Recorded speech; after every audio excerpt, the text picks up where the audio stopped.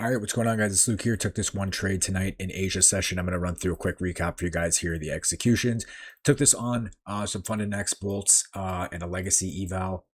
Super happy with this trade. First time taking really like a 15-second inversion. I've been back testing them. Never really took them much in the live markets, but decided to try it, and it ended up playing out tonight. So coming into the session, what was I looking at? Well, I see that we were obviously trending bearish on the higher time frame, and we had this unfilled 1 hour gap that I wanted to see get rebalanced.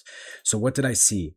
I seen that we had a 30-minute gap right here that we could use potentially as a condition. If we come in and respect this 30-minute bearish gap, then I'm potentially going to be looking for shorts towards that unfilled 1 hour. And at the same time, ES also had a 30-minute gap that they could use as a condition as well. So ideally, I would like to see both of them come back into this 30-minute and give us a confirmation for shorts, and then continue to take, watch the trend go lower, right? So 8 p.m. market open, Asia open, whatever, we manipulate up into that 30-minute gap. From here, I'm thinking, okay, NQ is now in that 30-minute gap. We could see now on ES. ES is also in that 30-minute gap. So they're both in a spot to distribute potentially lower. Now, what do I see on the lower time frame? I see that we have low resistance liquidity right here leading into an unfilled 5-minute gap. And again, we have our major draw on liquidity, which is this unfilled 1 hour. So from this 30-minute, I'm looking for shorts unless I'm proven wrong. So what do I see? I scale down here and I'm looking for the highest time frame inversion, and it is this 1 minute. But I end up seeing this, there was nothing on the 30-second. So I actually ended up seeing this 15-second, and I ended up taking this right here. The 1 minute does end up inversing anyway, but I took this on the 15-second. I like this entry. I thought it was great. We're displacing off of this 30-minute gap. We can see ES is displacing off it as well. We have a clear break-even point where I want to see price flush through. We have low resistance liquidity leading into our unfilled 5-minute gap.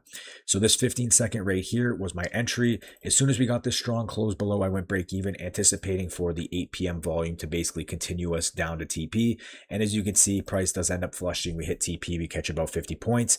I could have held down to the unfilled 1 hour. It actually ended up getting edged, but you could see I would have taken profit anyway around here. Usually TP before the draw anyway, so this would have played out perfectly for an extra 35 points or so. So once again, really simple. This is a quick trade recap. I figured I'd knock this video out though.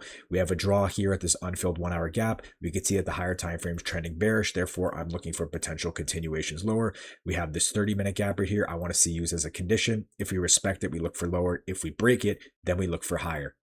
So again, 8 p.m. opens up. We get that manipulation into our 30-minute condition. So our first priority here is potentially to look for shorts.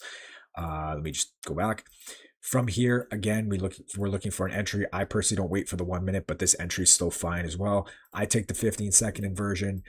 We get a nice displacement down. ES also as well. And I'm looking for this low resistance to get run into the unfilled 5. Take it there, and boom, TP. And again, it does come down, and now we're slowly moving to the upside. We'll see what happens from there. But anyway, that's it for me, guys. Hope you guys enjoyed this one. Let me know what you guys think of this trade, and I'll talk to you guys later. Peace.